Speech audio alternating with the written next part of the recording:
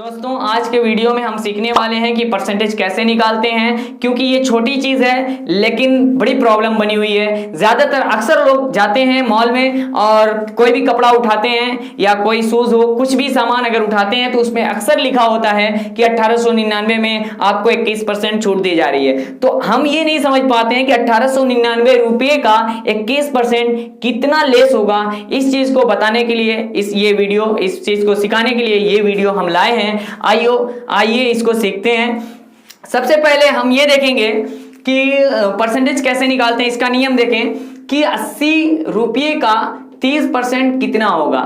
अगर हम एकदम सिंपल भाषा में अगर बताएं कि 80 रुपया, सबसे पहले इसका यही नियम है कि 80 रुपये को लिखा जाए और जितना परसेंटेज है उतने से गुणा किया जाए। 30% है, इस निशान का मतलब होता है, इस चिन्ह का मतलब होता है परसेंटेज, और इस परसेंटेज को यहाँ पे लिख दिया जाए और इसमें डिवाइड किया जाए, भाग किया जाए कितने से? 100 से।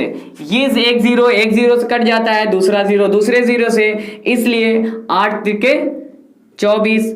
तो हम ये कह सकते हैं कि 80 रुपये का 30% 24 रुपया होगा। ऐसे ही 1800, हम किसी मॉल में गए, उसमें टैग लगा है, लिखा हुआ है कि 1890 रुपये का एक कपड़ा है। वो 1890 रुपये में मतलब उस कपड़े का जो रेट है उसमें से आपको 20% कम कर दिया जाएगा। तो कितने का कपड़ा होगा हम देखते हैं कि 1890 रुपये को सबसे पहले 20% से गुणा करेंगे, उसका रुपया निकालेंगे 20%। 1890 का 20% जो रुपया आता है वो निकालेंगे, तो 100 से डिवाइड करेंगे, एक जीरो इससे कटेगा, एक जीरो इससे कटेगा, और 2 से गुणा कर देंगे। 2 नवा 18, 2 नवा 18 और 2 8 16, हासिल तो करने 2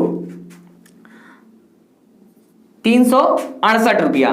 तो इसका मतलब ये हुआ कि 368 रुपया हमारा टोटल पैसा आ गया। हम ये कह सकते, अब ये क्या होगा कि 1890 रुपये में से 368 घटा देंगे तो टोटल पैसा आ जाएगा हमारा जितने का कपड़ा वो देने के लिए कह रहा है। तो उसने यही कहा है कि 20% इसमें से लेस करने का मतलब ये हुआ कि हमको 368 रुपया कम कर रहा है इसमें से। तो हम घटा देंगे, हमारा कपड़ा आ जाएगा कितने का? ये 10 8 2 और ये बच गया 8, 8 में से 6 2 और ये हो गया 8, 8 में से 3 5। मतलब हमें जो कपड़ा 1890 रुपये का था, उसने कहा था 20% छूट है, तो हमें वही कपड़ा 20% छूट का मतलब ये हुआ कि 368 रुपया उसने कम किया इसमें से। जो कपड़ा 1890 रुपये का था वही कपड़ा हमें 1522 रुपये का पड़ गया। ठीक है दोस्तों, अब आगे एक और एग्जांपल लेते हैं कि जैसे हमने इंटर में और हाई स्कूल में जो मार्क्स हम लाते हैं तो उसमें अक्सर ये होता है कि परसेंटेज कैसे निकालें या कितना होगा। तो उसमें तो बहुत ही आसान होता है, बहुत ही आसान है। 360 नंबर हम पाए हैं हाई स्कूल में और हमारे पास हमारा 600 में है वो नंबर। तो हम क्या करेंगे, 600 से भाग देंगे और उसमें गुणा कर देंगे कितने से? 100 से। ऊपर ये 100 से गुणा हो रहा है, इतना याद रखना। और ये 2 जीरो दोनों जीरो से काट देंगे, फिर 6 से डिवाइड कर देंगे। अपनी जबान में कहते हैं 6वां का 36 और जीरो मतलब हमारा कितना है? 60%। और यही बात अगर इसी को उलट दिया जाए, मैं कहूं कि मेरे पास 60% आया हुआ है मेरा हाई स्कूल का नंबर। हाई स्कूल का नंबर अगर कोई पूछे कितना परसेंटेज है, मैंने कहा 60% है भाई साहब।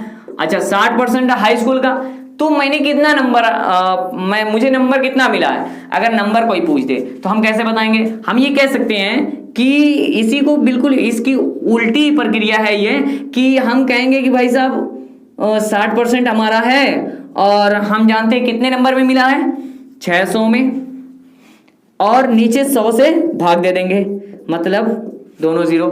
अब ये 6वां का 36 और ये वाला जीरो, 6 का 6 में मल्टीप्लाई और जीरो मतलब 360 नंबर।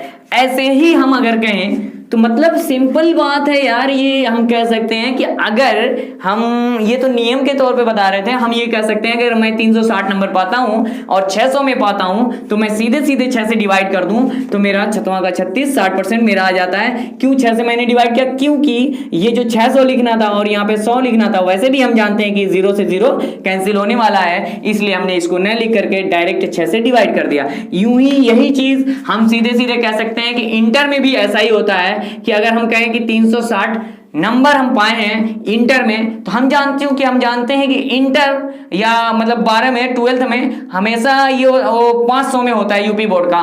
तो यूपी बोर्ड में क्या होता है कि 500 से हम डिवाइड करेंगे और ऊपर 100 से मल्टीप्लाई गुणा करेंगे, नीचे 500 से भाग देंगे, 0 से 0 कैंसिल और इससे इसको भाग दे देंगे, 5 सते 35 और 1 बचा 10, 5 दूनी 10, मतलब हम कह सकते हैं 72%, 72%। हम ये भी, अब इसकी उल्टी प्रक्रिया क्या है कि मैं कहूं कि मेरे पास 72% है, मैं इंटर में 12 में 12th में 72% पाया था नंबर, तो 72% मेरा था, तो इसका नंबर कितना होगा कि नंबर मुझे कितना मिला।